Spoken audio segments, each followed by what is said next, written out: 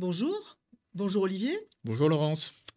Avant que nous commencions le podcast avec Olivier qui a eu l'extrême gentillesse de venir nous rencontrer aujourd'hui en plein week-end, c'est un peu notre spécialité. Et excusez-nous pour les couleurs, on n'a pas fait exprès, hein, mais bon, c'est comme ça. On aime le bleu. C'est ça. Et donc, vous précisez que ATL est une chaîne qui a été entièrement créée dans l'objectif de vous proposer un maximum de métiers, des plus traditionnels aux plus émergents, en passant par les postes artistiques et artisanaux. Donc, le but de notre chaîne, c'est de créer un maximum de crush professionnels entre vous et les métiers de nos invités. Voilà l'objectif. Olivier, c'est un podcast important parce qu'il déclenche une belle série de podcasts qui sont consacrés au médical, pur et dur, sachant qu'on a pas mal traité la psychologie jusqu'à maintenant. Et là, maintenant, on va s'axer sur la partie médicale pure. Et je le laisse nous dire quel est son métier aujourd'hui. Avec quoi on démarre?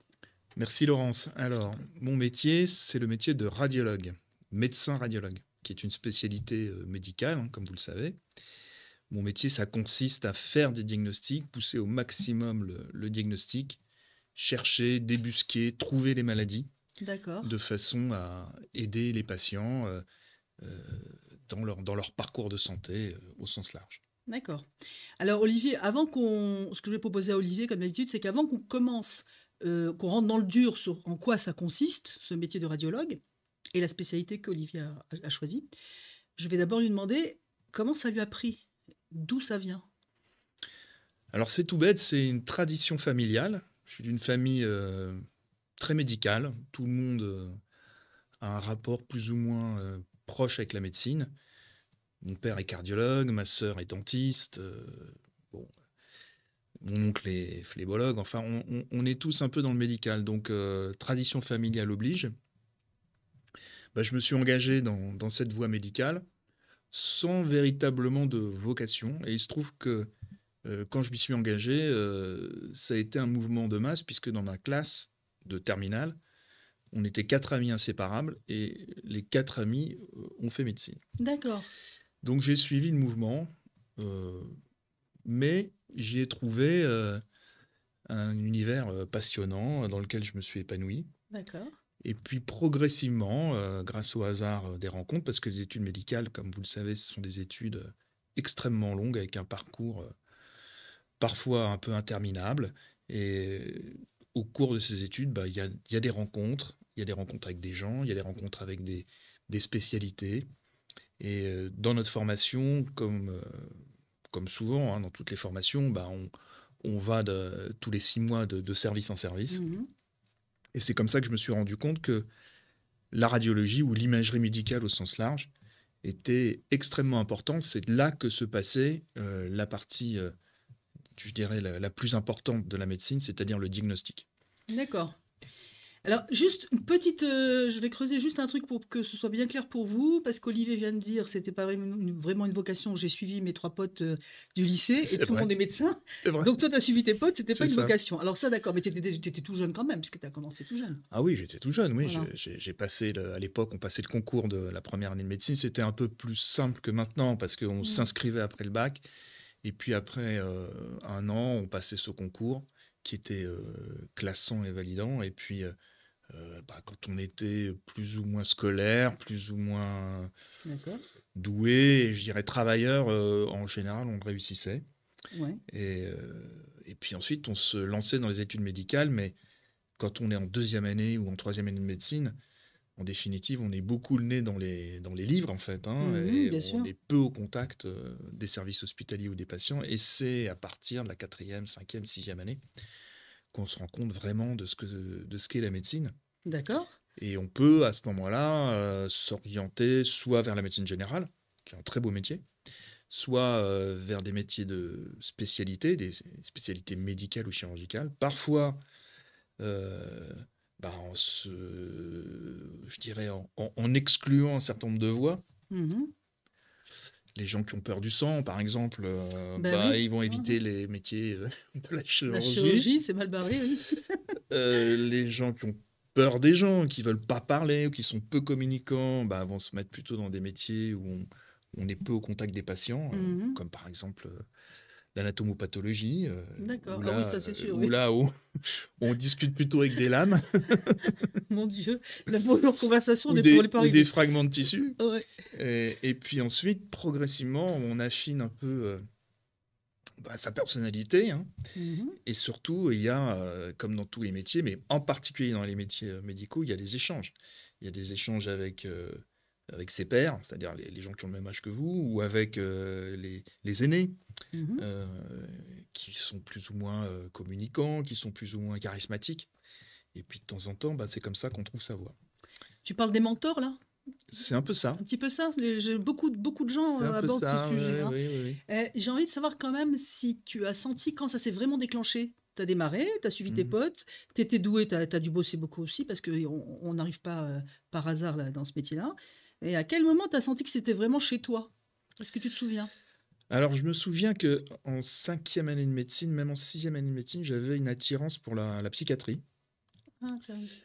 Donc, je trouvais que sur le plan purement théorique, c'était extrêmement intéressant parce que il y avait un petit côté Sherlock Holmes, étudier la personnalité des gens, Tiens. essayer de décrypter des situations. Donc, j'aimais beaucoup la psychiatrie sur le plan livresque, comme on dit. Et d'ailleurs, j'avais eu, et je me souviens, une excellente note au certificat de psychiatrie. Et puis, je me suis dit, bon, avant de se lancer dans la psychiatrie, on va aller voir, Tu as été voir un on va aller voir hôpital. ce qu'est un psychiatre et un service de psychiatrie. Donc, ce qui était quand même une bonne démarche, Qu'on conseille à tout le monde, dans tous les métiers d'ailleurs. surtout dans ce métier. Surtout là, oui. Et puis là, je me suis retrouvé dans un milieu, ce qu'on appelle un milieu fermé, c'est-à-dire avec des patients très très lourds. Et honnêtement, le premier contact avec la psychiatrie a été très violent Carrément. et presque rédhibitoire pour moi. Donc, spontanément, j'ai écarté un peu cette voie. Alors on est curieux ici, et puis c'est ma nature de psychologue. Qu'est-ce qui est, sans rentrer dans le confidentiel, mais je veux dire, qu'est-ce qui t'a heurté à ce point-là? Ce qui m'a heurté, c'est la gravité des pathologies, le sentiment d'impuissance. Parfois, Mmh. évidemment, j'ai vu ce métier-là par le côté le plus difficile et le plus sombre. Mmh. Et puis, je me rendais compte que de temps en temps, on passait les malades dans des grosses machines, Ouais, scanner, IRM, ouais, tout à fait. et puis qu'on arrivait parfois à affiner des diagnostics. Et je trouvais passionnant de regarder à l'intérieur du cerveau des gens, sans les découper en rondelles. Ça, c'est un autre métier, Oui, c'est autre très chose. à la mode depuis quelques temps. C'est ça. Et je voyais le radiologue qui regardait les images, et puis je trouvais ça assez passionnant. Ça avait un rapport avec l'anatomie aussi, l'anatomie qu'on avait appris dans les livres, et puis on la voyait vraiment. Donc c'est par là que t'es passé? Et C'est la psychiatrie qui t'a amené oui, à c'est la un peu radio? comme ça que je me suis dit, mais bon, la psychiatrie clinique, bon, Hmm, c'est- c'est je vais, marrant. je vais l'écarter. Mais par contre, le gars là qui est derrière son ordinateur et qui regarde à l'intérieur du cerveau des gens, C'est bien ce qu'il fait. je trouve ça intéressant. Alors du coup, c'est ce que tu fais aujourd'hui. Exactement. Alors, tu vas pouvoir nous donner plus d'informations sur ton quotidien. Alors, qu'est-ce que tu fais? Mais alors, balaye. Je sais que tu fais beaucoup de choses. Balaye vraiment l'ensemble de tes fonctions. Alors, le cœur de mon métier, c'est d'utiliser des machines, en fait, hein. Des machines avec des moyens physiques, comme on dit, c'est-à-dire les rayons X, hein, qui sont générés avec du courant, en fait, hein, d'électricité. Et de l'IRM, donc on Mhm. utilise à ce moment-là, on utilise énormément, donc on utilise un champ magnétique, ou des ultrasons. Les ultrasons, c'est comme un sonar, hein. C'est-à-dire qu'on envoie des ondes et puis on regarde un petit peu ce qui se passe à l'intérieur du corps des gens. Donc on utilise ces moyens physiques pour faire des diagnostics. Donc D'accord. mon quotidien, c'est utiliser tous ces moyens technologiques, maintenant qui se perfectionnent et avec des développements pratiquement quotidiens, des révolutions technologiques qui surviennent comme l'intelligence artificielle. Je pense qu'on en parlera un peu plus ça faut après. qu'on en Ouais. parle absolument. Et donc mon métier, c'est ça, c'est-à-dire que d'essayer de faire le diagnostic le plus précis possible. Comme je l'ai dit au début du podcast, de débusquer, de chercher les maladies et d'essayer d'être performant en fait. Évidemment, ça se fait avec des moyens technologiques, mais en face de nous, Ben oui. on n'a pas un robot, Mhm. on a des patients, donc il y a aussi un échange très important parce qu'il y a une attente chez les patients. Parfois une anxiété, parfois même un désespoir, on va dire ça comme ça. Bien sûr, bien sûr. Et que Clairement. donc on a un métier aussi de contact. Donc, c'est pas un métier où on est tout seul derrière un ordinateur. C'est un métier où on est vraiment au contact des gens. Et on attend beaucoup de nous. C'est-à-dire que les médecins qui nous adressent les patients Mm, pour qu'on trouve quel type de maladie on a à faire bien sûr. ont une forte attente. Et puis, les patients ont également une forte attente.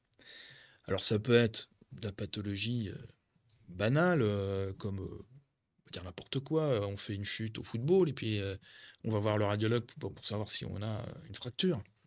Ça, c'est ce qu'il y a de plus basique. C'est classique. Oui. Mais ça peut aller jusqu'à chercher des pathologies graves, hein, comme le cancer, par exemple. Soit de le dépister, soit de faire ce qu'on appelle des bilans d'extension pour essayer de trouver euh, éventuellement des complications de pathologies lourdes, hein, Oui, comme le bien cancer. sûr. On ne Donc, peut pas parler de tumeur, hein, voilà, tout exactement. simplement. Donc, ce métier, il se fait à la fois avec un interlocuteur qui est le patient, bien sûr, Mhm. et un autre interlocuteur qui est le médecin. Le médecin qui, comme nous, a une attente, mais qui ne possède pas à la fois cette technologie et cette compétence. D'accord.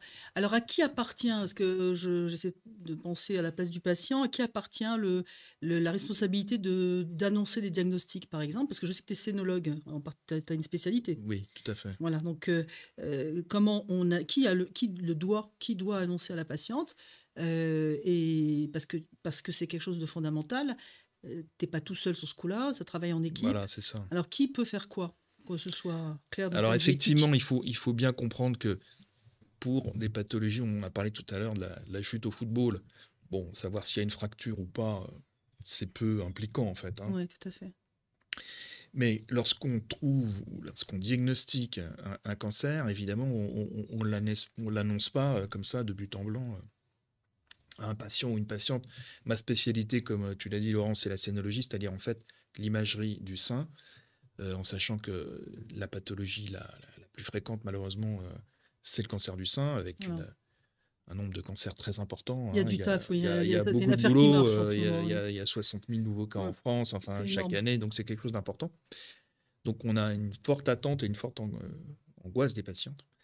Donc lorsqu'on suspecte un cancer, je dis bien suspecte, c'est-à-dire qu'on n'en a pas la preuve, évidemment qu'on ne l'annonce pas comme ça, Mm. brutalement. C'est pas une fracture du tibia, Voilà, effectivement. c'est un peu Mm. plus impliquant et un peu plus lourd.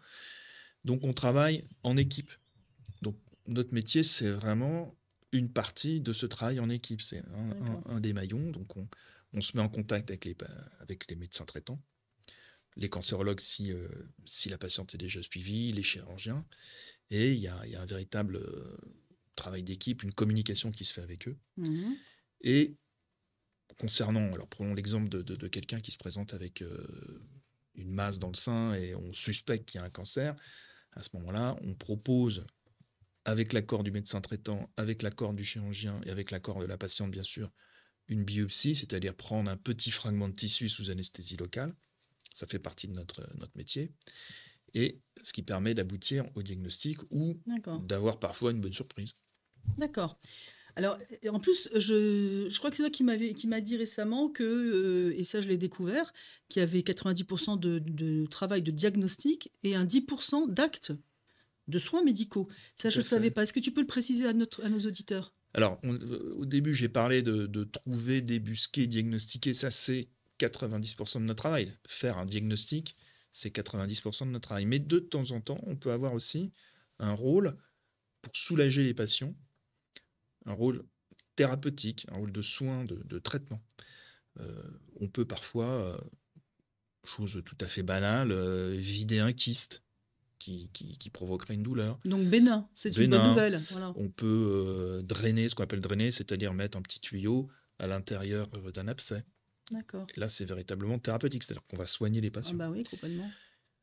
C'est pas ma spécialité, mais il y a certains confrères qui sont spécialisés dans l'imagerie du sport, par exemple, ou l'imagerie ostéo-articulaire. Mhm. Et dans ce cadre-là, ils font souvent ce qu'on appelle une infiltration, c'est-à-dire qu'ils mettent à l'intérieur d'une articulation ou à l'intérieur d'un tendon un produit qui va pouvoir soulager les patients.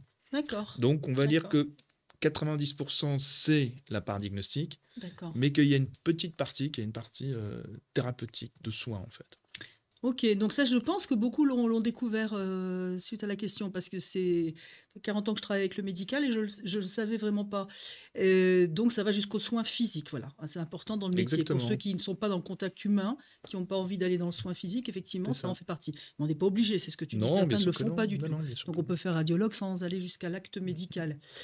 J'ai très envie de te demander ce que tu aimes le plus dans ton travail? Alors, ce que j'aime le plus dans mon travail, c'est dépister, trouver une pathologie, heu, pas forcément, grave, hein, Non, mais non, bien sûr. essayer de débrouiller un problème. C'est-à-dire qu'il y a un certain nombre de symptômes, une douleur, de la fièvre, ou parfois des trucs un peu bizarres, Ouais, c'est là que c'est intéressant. et C'est horrible, mais c'est vrai. oui, alors là, c'est un peu, Ça, c'est le côté c'est une petite médical. inversion des valeurs. C'est-à-dire que nous, on est intéressés quand on voit des pathologies, malheureusement, c'est ça. Faut être honnête. Voilà, donc il peut y avoir un doute, ou alors, une incompréhension totale, et puis de Mmh. temps en temps, essayer de trouver la cause de cet ensemble de symptômes, c'est ça qui est très intéressant, en fait. Alors creuse encore. Je sais que je suis embêtante, mais les psychologues, elles sont embêtantes. Mais non, mais non. Creuse encore. Pourquoi, ça te fait plaisir? Qu'est-ce qu'il y a derrière? Qu'est-ce que ça nourrit chez toi? Bah, c'est le côté un peu, Sherlock Holmes. C'est-à-dire Mmh. que, on cherche, on utilise des moyens, Mmh. là j'en ai parlé, l'échographie, le scanner, l'IRM, et puis, ces moyens nous permettent de trouver une pathologie, de la caractériser, de dire: «Voilà, D'accord. ce patient, il a telle maladie». Et après, qu'est-ce qui se passe dans ta tête, Bah, après, on a la quand tu fais ça? satisfaction, comme le chien truffier, quand il a trouvé sa truffe. Voilà. Ouais, mais si la truffe, c'est une tumeur, c'est beaucoup moins drôle, hein. Ah oui, mais malheureusement, parfois, ça y ressemble un Oh peu. mon Dieu. Et donc, qu'est-ce que ça appelle chez toi? Pourquoi tu fais ça?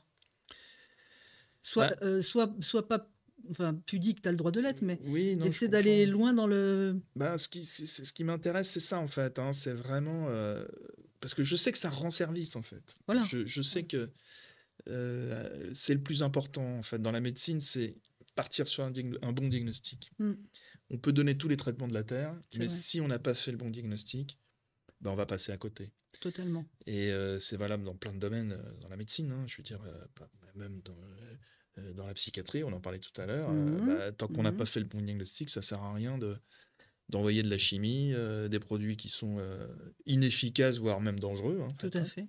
En psychiatrie, c'est terrible. Bah, C'est bien sûr, bien sûr, extrêmement, extrêmement complexe bien sûr, et on donc n'a c'est pas beaucoup de certitudes. Je bien trouve sûr. que dans le domaine médical, moi qui le suis de près depuis 40 ans, je trouve que la psychiatrie, c'est le domaine qui avance le moins, en fait. Oui, oui, C'est ce probablement. que je constate, modestement depuis enfin, par rapport aux autres Mmh. spécialités, hein, si je peux me permettre. Voilà, on en parlera avec, 2 psychiatres qui sont prévus, au programme. Oui, c'est bien d'en parler avec eux. Oui, oui, parce que je crois qu'ils pourront le dire bien mieux que moi. Je peux pas me permettre. Alors, j'aimerais bien que tu expliques également à nos auditeurs, ce que tu fais de plus que ton métier, entre guillemets. Certains peuvent rester radiologues toute leur vie et il y a vraiment de quoi s'occuper. Mais je voudrais aussi que, vous puissiez imaginer qu'il y a d'autres façons de se diversifier dans le même métier aussi. Ce que Olivier a eu l'envie et la possibilité de faire et j'aimerais que tu leur en parles. Oui, bien sûr. C'est pas que Toubib seulement. Alors, il faut savoir qu'on est assez nombreux, hein. Ouais. En France, on est 8000. Quoi, radiologue? Oui, D'accord. on est Bah, 8000. c'est pas tant que ça, je croyais qu'il y avait plus, moi, tu vois? Bah, tu sais, pour une spécialité, c'est beaucoup, hein. Ah bon? Ah ouais, non, on est 8000. Alors, parmi ces 8000, il y a à peu près 3000 médecins radiologues qui sont à l'hôpital ou dans des centres de lutte contre le cancer ou dans des institutions où ils sont médecins salariés. Ce que j'ai été d'ailleurs pendant très longtemps, hein, Oui, puisque tu as j'ai été en milieu travaillé, oui, oui, hospitalier. tout à C'est fait. c'est J'ai travaillé à important, très. l'Institut Curie pendant très longtemps. Ouais. Et bah, il y en a 3000 qui sont à peu près comme ça, puis 5000 qui sont des radiologues dits libéraux. On appelle ça aussi la médecine de ville, en fait, Mmh. mais c'est un vieux terme qui veut dire qu'en fait, bah, ils sont pas salariés, mais ils sont chefs d'entreprise, en fait. D'accord, très important. En sachant que, comme nous avons un métier qui est technologique, évidemment, il faut acquérir des machines qui sont extrêmement lourdes et extrêmement chères, hein, comme tu peux l'imaginer. Bien sûr, c'est un véritable investissement. On ne peut pas travailler tout seul, donc on est obligé de travailler avec des équipes de secrétariat, avec ce qu'on appelle des manipulateurs en radiologie, Bien sûr, qui précieux. sont l'équivalent en radiologie de l'infirmière en médecine. Ouais. Donc ce sont des gens qui travaillent avec nous évidemment, ça fait des équipes assez importantes. Donc moi, je travaille dans un cabinet, par exemple. On est très nombreux, on est une cinquantaine de radiologues. C'est énorme. Voilà, il y a à peu près 250 personnes qui travaillent avec nous, secrétaires, manipulateurs radio, C'est énorme. et toute une équipe qui gère l'ensemble de nos moyens de façon très professionnelle. Alors précise, c'est sur plusieurs sites, non? T'es passé pas Exactement, au même endroit. exactement. D'accord. Mais c'est un peu l'évolution de notre métier, c'est-à-dire qu'en fait, il y a tellement d'avancées technologiques rapides, tellement de besoins, puisqu'on fait appel très très souvent à nous, qu'on est obligé de s'organiser. Bien sûr. On est obligé de s'organiser. S'organiser, ça veut dire se professionnaliser, se structurer. Et pour se structurer, eh bien, il faut grossir, il faut atteindre une taille critique suffisante. Donc, il y a la partie purement médicale et il y a la partie entrepreneuriale, en fait. Donc, moi, me concernant, quand je suis sorti de l'hôpital, cette partie entrepreneuriale, elle m'était très, très étrangère, en fait. Hein. Ce qui est logique. Hein. Ce qui est complètement... Mais bon, bah, comme tout le monde, j'ai appris progressivement. T'as bien appris. Oui, j'ai bien appris, mais j'ai mis 20 ans, en fait, hein, pour l'évolution, elle est longue. Oui, mais bon, l'hôpital, c'est un monde à part. Hein. Tout à fait. Et de ce fait, parmi les radiologues libéraux, hein, comme moi, donc les fameux 5000 radiologues libéraux, certains ont, je dirais, le goût de l'entreprise et peuvent avoir des fonctions de chef d'entreprise, et puis d'autres peuvent rester complètement radiologues. Ce qui fait que sur notre groupe de 50 radiologues, on est à peu près 4 ou 5 à avoir une double casquette. Fonction transverse, en fait. Exactement, une casquette médicale. D'accord. Parce que c'est quand même notre métier, qu'on adore le faire, évidemment. Et que pour rien au monde, je l'abandonnerai. Tu as bien raison, parce qu'il ne faut surtout pas décrocher du terrain. Bien sûr, sinon, évidemment, évidemment. Donc on a la double casquette, la casquette du radiologue auprès des patients. Et puis l'autre casquette, c'est la casquette de gestion de l'entreprise, en fait. D'accord. Sur quelle partie tu es plus particulièrement, toi? Alors moi, je suis essentiellement sur la partie stratégie, en fait. Hein. D'accord. C'est-à-dire la stratégie et le développement. Et je m'occupe de faire connaître notre entreprise auprès des confrères, auprès des jeunes radiologues, hein, puisque il faut qu'il y ait un renouvellement. Bien sûr. Comme tu le sais, dans tous les métiers médicaux, la moyenne d'âge est relativement élevée. Hein, la moyenne d'âge des radiologues français, c'est 52 ans. Hein. C'est énorme. Ça je veut pensais dire que c'était 45, 46. non. T'imagines, tu as la moitié des radiologues qui ont plus de 52 ans. Waouh. Avec beaucoup de gens qui partent à la retraite et peu de nouveaux diplômes. Donc, il faut absolument parler aux jeunes radiologues, les motiver, leur montrer notre modèle. Et avant les jeunes radiologues, les jeunes tout court qui t'écoutent. C'est pour ça qu'on est là. Alors oui, je m'adresse aux jeunes, mais aussi aux futurs radiologues. Et aux futurs radiologues. On vous attend. Ben oui, parce que voilà, justement, c'est comme ça, c'est le bouche à oreille, c'est comme ça que ça marche. C'est ça. Parce qu'il faut que les jeunes soient sensibilisés à ce métier. On le connaît pas très très bien en fait. Voilà, il est moins sponsorisé, et médiatisé que les chirurgiens. Alors, ça c'est sûr, tu as complètement raison, mais tout le monde est déjà rentré dans un cabinet de radiologie. Ben, bien sûr.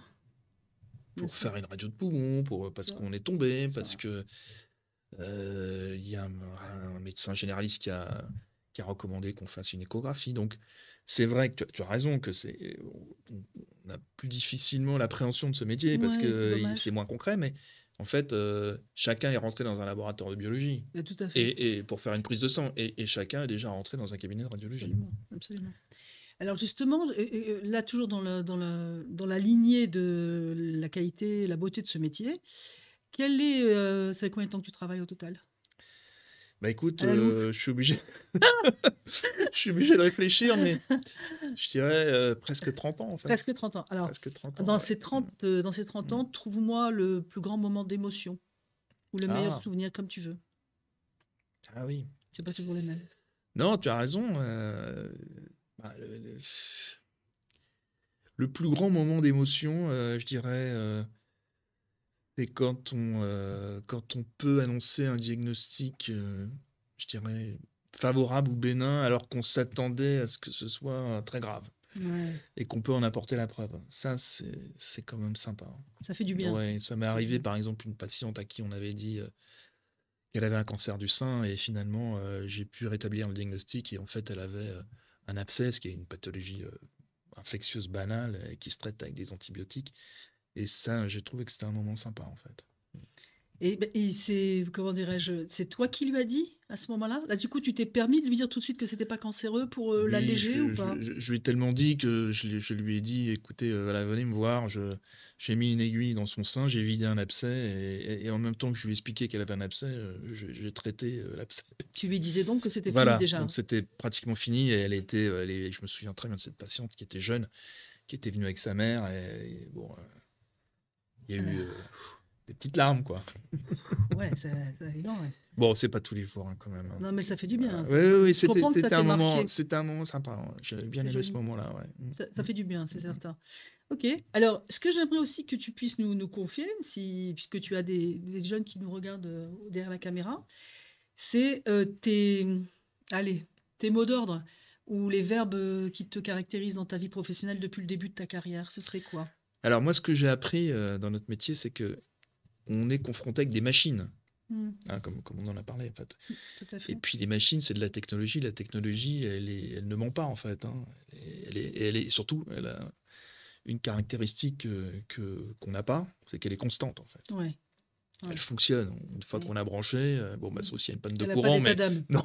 Ça, c'est bien. Donc, bah, il faut l'alimenter en courant, mais en général, ça fonctionne. Et elle est constante. Voilà, quel que soit le jour de l'année, le matin, le soir, elle est constante. Et nous, à contrario, bah, on n'est pas constant. On est plus ou moins optimiste, pessimiste, de bonne humeur, de moins J'ai bonne envie de humeur, dire Dieu merci. Hein. attentif. Bah oui, c'est complètement Eh logique. ben, c'est le charme de C'est l'être complètement humain, quand même. logique. Et donc, on peut être, parce qu'on est pessimiste, parce que les jours précédents, on a vu beaucoup de pathologies, on peut être alarmiste, c'est-à-dire pessimiste, et donner des messages très alarmistes aux patients. Ça, c'est terrible. Et ça, c'est pas bon. Ouais. Il faut être alarmiste, mais pas trop quand même. Et si on est trop optimiste, ben, on peut être moins performant et laisser passer des tas de choses. Je ne sais même pas s'il faut être alarmiste. Moi, je dirais qu'il faut être informatif, mais pas alarmiste. Oui, oui, tu as raison. Je suis contre l'alarmisme dans le médical. Bien sûr. Je trouve que ça fait des dégâts moraux incroyables. Non, mais effectivement, tu as complètement raison. Donc, on est confronté donc, à cette technologie qui est indiscutable, voilà, c'est un monstre froid, hyper performant, parfois même tellement qu'on voit des tas de trucs. Bon. Et donc, il faut absolument être constant, en fait. Enfin, tendre vers la constance. Donc, il faut se remettre en question sans arrêt, il faut douter. Il ne faut pas arriver le matin avec une dilatation. Ce qu'on appelle communément le melon. Le melon. Il ne faut pas avoir le melon. Parce que dans notre métier, dès qu'on a un petit peu le melon, ben, en général, on est recadré. On dérape, voilà, bêtement. on est recadré. Donc, il faut se méfier de soi-même et il faut se méfier de l'excès de confiance. Il faut donc douter sans arrêt. D'accord. Voilà, et ça, c'est un véritable challenge, hein, et une véritable difficulté du métier, c'est de ne pas se laisser embarquer. Alors, je n'aime pas trop cette expression, mais elle est tellement utilisée par l'hubris, c'est-à-dire l'impression de toute puissance. Ouais.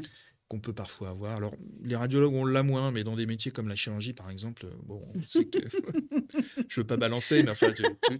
il y a des couloirs d'hôpitaux où il y a du melon qui passe. C'est ça. Qui passe pas dans le couloir. Il passe pas dans le couloir. Voilà. Il faut les portes battantes au minimum. C'est ça. Alors, tu disais donc constance, tu dis douter, c'est un verbe que j'aime beaucoup, beaucoup aussi. Ça, vraiment, ça m'interpelle. La certitude, c'est toujours un peu l'ennemi du diagnostic, je pense déjà, et du suivi humain. Un autre verbe qui te vient? Alors, il y a un équilibre aussi à trouver entre douter et ne pas tomber dans, alors je vais utiliser un terme psychologique, mais névrose obsessionnelle. Ah oui, tout à fait. C'est-à-dire être presque paranoïaque dans son approche. Et là, on va tomber dans le travers que tu as dit, c'est-à-dire le côté alarmiste, en fait. Donc, il y a un équilibre à trouver entre douter, mais ne pas trop douter quand même, pour être performant. Oui. Et également rester toujours agile à la page, parce que notre métier, c'est un métier qui est technologique, donc qui évolue de façon extrêmement rapide. Fondamentale. Donc il faut toujours avoir le souci de la formation.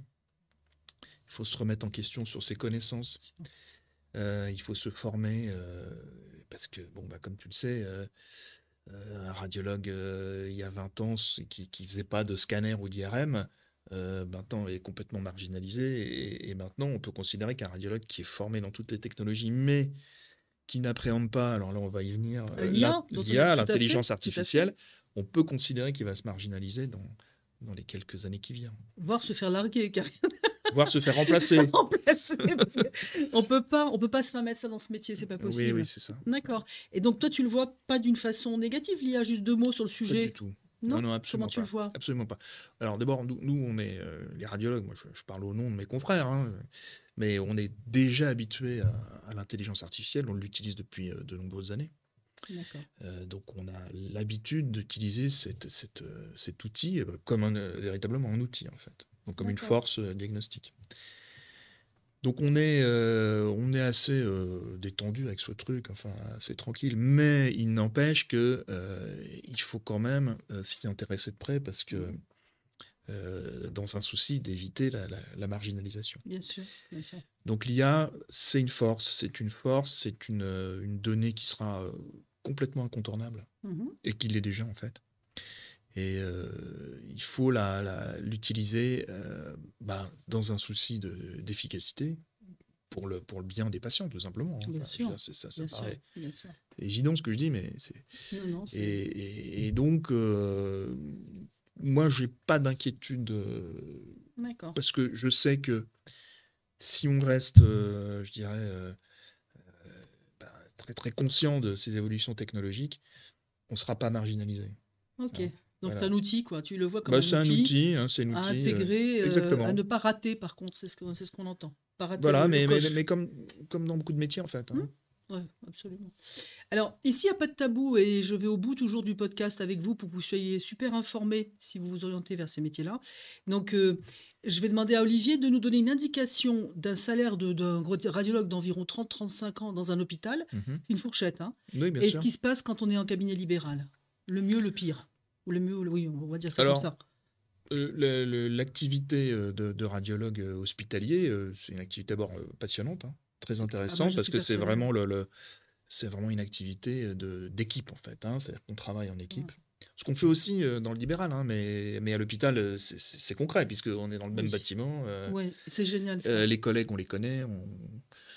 On va prendre le café ensemble. De temps en temps, on fait des équipes de foot. Hein, c'est déjà arrivé. T'as aimé cette période, toi? Ah, moi, j'ai J'ai adoré. l'impression. Bah, je suis resté 15 ans à l'hôpital. Voilà, 15 ans, Donc, puis qui plus est, un des meilleurs centres. oui, oui. Donc, Euh, j'ai adoré cette période. c'est Et un creuset. Excuse-moi de te couper, exactement. c'est vraiment un creuset. C'est la différence avec la médecine de ville dans certains cas. C'est que l'hôpital, c'est vraiment un creuset de pathologie. Donc, quand on démarre une carrière, Bien sûr. je pense qu'il n'y a pas plus idéal, quel que soit le métier médical. Voilà, avec le côté travail d'équipe, en fait, hein, Ouais, vraiment ouais. concret, dans le même lieu, un lieu restreint. Enfin. Et donc ça, c'est passionnant. Et donc quand on est radiologue à l'hôpital, donc on a une très grande satisfaction intellectuelle. Hein, et puis il y a aussi le côté formation. Ça, moi, j'en ai fait beaucoup de la formation. Quand on forme les jeunes, C'est génial. le compagnonnage, c'est-à-dire, bon, bah, ça se renouvelle, c'est sympa. C'est chouette. Et puis après, ben, on retrouve ces jeunes 10 ans après, chefs de service, et là, on prend un grand coup. Là. Oh, on est content, on doit être content, c'est sympa. On prend un petit coup d'yeux là, quand Petit on coup voit, de vieux, ouais, mais quand on voit c'est ces internes génial. qui sont devenus chefs de service, ça fait bon.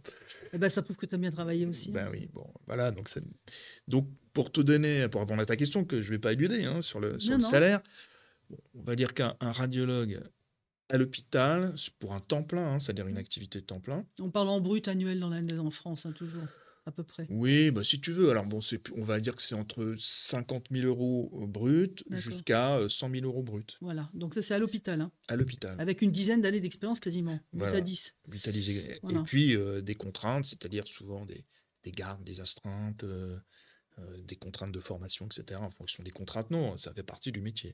Hein. Et rappelle-nous juste, parce qu'on ne l'a pas abordé, le nombre d'années exactes que tu fais en termes d'études, au final c'est combien de temps? Alors, Tout c'est le inclus cursus des études médicales, donc c'est les 6 ans de Généraliste. formation des études médicales. Puis ensuite, il y a la spécialité. La spécialité, c'est au minimum 6 ans, en fait. Hein. Minimum 6 ans de formation. On est à 12? Ah oui, oui. On est à 12. 6 plus 6, 12. 6 plus 6, 12, oui. D'accord. Et OK. en général, les radiologues ils aiment bien les études, hein, donc Ouais, ils s'en rajoutent. ils s'en rajoutent une petite tranche de 2 ans. On est sur du 14 ans d'études déjà. Voilà, bah, alors évidemment, Ouais. on dit, c'est pas 14 ans d'études à la bibliothèque, hein. Mmh. Il faut quand même revenir, Tant mieux d'ailleurs. c'est 14 ans d'études avec, beaucoup à la bibliothèque au début, puis après très vite, à À l'hôpital, c'est les l'internat, ouais. congrès, donc c'est on a un métier, on a une fonction, donc on n'est pas non plus, heu, derrière un livre pendant, 12 ans avant de se dire: Non, «Tiens, c'est je vais génial. découvrir la vie». Non, on est déjà dans la vie. Ouais. À partir de quelle année on est dans la vie vraiment? Comment tu Pratiquement, l'as si tu veux, à partir de la 4 quatrième, 5e? quatrième, Ouais, cinquième ouais, année, c'est on ça, est ouais, bon, ça déjà, va. bon, on est un bébé, quoi, un bébé médecin, mais on voit déjà ce que c'est que l'hôpital, ce que c'est que la maladie, la souffrance, et cetera. Et donc ça passe vite finalement. Tu Ah oui, travailles en oui, ça fait. passe C'est des vite. études où on travaille aussi. Non, mais tu sais, bon, on dit que les études médicales, c'est interminable, mais je sais pas, quand tu fais du droit, ça peut être très long aussi, Bien hein. sûr, bien sûr. Voilà, hein, donc Tout à fait. voilà. C'est pas Nathan qui est derrière la caméra qui va me contredire. Alors, et dans le privé alors, au niveau Alors rémunération, voilà, qu'est-ce donc que ça change? voilà, bah, dans le privé, en général, on a des rémunérations qui sont plus importantes. D'accord. Disons que j'ai parlé tout à l'heure de 50 Tu as 000 dit 50 à 100 à 100, et mais dans le 100, c'est privé? plutôt en fin de carrière, il faut être Bien honnête. sûr, Bon, ouais. bien sûr, Et clairement. dans le privé, bah, on peut doubler cette rémunération, D'accord, hein. OK. Voilà, donc mais avec, je dirais, une charge de travail qui est souvent double, puisqu'on en a parlé tout à l'heure, il y a le côté médical et puis il y a le côté entrepreneurial. Exactement. Donc une charge de travail et psychologique aussi, Mmh. puisque on est responsable de son entreprise. Bah, tout à fait. Ça peut plus ou moins fonctionner. Alors bon, dans le métier dans le médical, les faillites sont rares, hein. Oui, Faut être honnête. malheureusement, il y a du monde. Donc bon, on n'est pas désœuvré et il y a le risque entrepreneurial, il est faible, hein. Faut être D'accord, honnête, il est très d'accord. faible. Mais Mais il est là, hein. il est là, C'est il des existe, soucis en et donc plus. c'est une petite charge Bien sûr. mentale et une petite charge de travail en plus. Super. Voilà, donc les deux métiers sont absolument passionnants. Moi, j'ai aimé les deux, en fait, hein. Mmh. J'ai aimé le côté hospitalier, j'ai adoré ça. Et puis le côté maintenant entreprise, en fait, qui m'intéresse beaucoup. Qui est comme la continuité un peu logique pour toi, Voilà, selon ta personnalité en fait. c'est ça, c'est exactement Dépend ça. des Et gens, hein. ce qu'il faut dire aux jeunes, c'est que c'est un métier dans lequel on s'ennuie jamais. C'est important On ça. découvre des tas de choses. Parce qu'on est stimulé par la technologie, on est stimulé par les avancées médicales. Je veux dire, moi, je me suis jamais levé le matin en me disant: ah zut, il faut que j'aille travailler, quoi. Ça m'est jamais arrivé. Et c'est rigolo parce que tu Jamais. as devancé ma dernière question qui est Ah bon, effectivement. bah alors, c'est Bah fini oui, alors. non, non, c'est pas fini, tu vas continuer. C'est justement, tu as des jeunes qui t'écoutent derrière la caméra. Qu'est-ce que tu as envie de leur dire sur le monde du travail Bah, en général et le tien en particulier? ce que j'ai envie de leur dire, c'est que si vous êtes curieux, et ça, je pense que c'est C'est une chose très la importante. base, ouais. Si vous êtes curieux, si vous êtes ouvert aux autres, parce que notre métier, c'est pas d'appuyer sur des boutons, hein. C'est aussi de parler avec des gens qui sont inquiets, qui sont parfois en panique, parfois désespérés. Donc, Oui, il y a des mots qui changent tout. Il y a des mais mots. bien sûr, C'est arrivé dans ma vie privée de me souvenir d'une phrase mais qui oui, peut tout tout changer, changer bien sûr, dans bien sûr. l'annonce d'un Tu as raison, diagnostic ou tu as autre chose. raison. Donc c'est vraiment un job, c'est une Donc pierre, c'est très pierre complet. angulaire. C'est Ouais, très, c'est très, très complet. tout à fait. Donc si vous êtes curieux, si vous aimez les gens, si vous n'aimez pas les gens, il ne faut pas faire les métiers médicaux, hein. C'est un petit peu la base. Ouais. Bah oui, Mais il y en a un, ça non existe. mais Hein. d'ailleurs, tu ris, mais je veux dire, c'est une question qu'on doit se poser en fait. Mais c'est vrai, ouais. Parce qu'il y en a. T'aimes On pas. peut se lancer dans les études médicales comme je l'ai fait d'ailleurs, sans savoir ce qu'on va y trouver. Ouais, mais t'aurais Enfin, arrêté si t'aimais pas les gens. Mais bien sûr. Quand même, je crois, rassure-moi. Oui, bien sûr, il y a plein de gens qui arrêtent. Mais on connaît tous des médecins qui aiment pas beaucoup les gens. Hein. Ça existe aussi. Oui, Mais mais c'est ils marginal. sont Hein. malheureux. Oui, c'est marginal. Et puis les patients aussi sont très Ouais. malheureux. Et c'est marginal quand même. Franchement, faut les chercher un peu. Voilà, donc si vous êtes curieux, si vous aimez le contact avec les gens, si vous aimez parler, échanger, etc., et que vous aimez un peu la technologie aussi, parce que chez les radiologues, c'est un monde de geeks, hein. On a quand même des gars qui aiment bien Ouais, c'est prendre vrai. leur clé à molette et puis regarder un peu ce qu'il y a dans les machines. Et si vous avez un métier qui est quand même très, très intéressant. Ouais, très complet quand on t'écoute. Et est-ce qu'on peut finir le podcast sur si tu as une petite citation, un truc sympa que tu dis à tes gosses ou aux jeunes en Ah, général? On finit toujours là-dessus. oui, alors moi je dis à mes enfants, le pire n'est jamais certain. C'est-à-dire qu'il faut jamais lâcher. Il faut persévérer. Surtout quand on fait des études longues. Alors, si vous vous lancez dans les études de médecine, bon, bah, c'est un marathon, hein, c'est pas un sprint, Ah, il y a hein. intérêt à être plutôt optimiste de nature quand même, hein. Donc, il faut se remettre en question sans arrêt. On a l'impression qu'on est arrivé, mais en fait, on n'est pas arrivé. On repart à zéro. Et puis à un moment donné, bah, on a beaucoup de satisfaction, quoi. Donc le Mhm. pire n'est jamais certain. Quand on t'écoute, enfin moi je vais vous dire ce que je ressens, c'est je sens beaucoup de modestie, d'humilité, de remise en question. Bah, écoute, t'es C'est gentil, hein. très très agréable. Mais c'est très agréable. Voilà, ça c'est agréable et puis c'est utile à tous parce que quoi de plus utile qu'un vrai bon médecin sur Terre. Je voudrais remercier Olivier d'être venu Bah, en plein week-end et avant son match de tennis nous rendre visite. C'est hyper sympa. Je vous rappelle qu'évidemment, vous pouvez liker, partager, commenter, vous abonner, tous les trucs en haut. La chaîne a été faite pour ça. Je vous remercie, je vous souhaite une excellente fin de journée. merci Encore une fois, Laurent. merci Olivier, vraiment, c'était passionnant. Merci beaucoup. Et je vous dis à très bientôt. Soyez vous-même.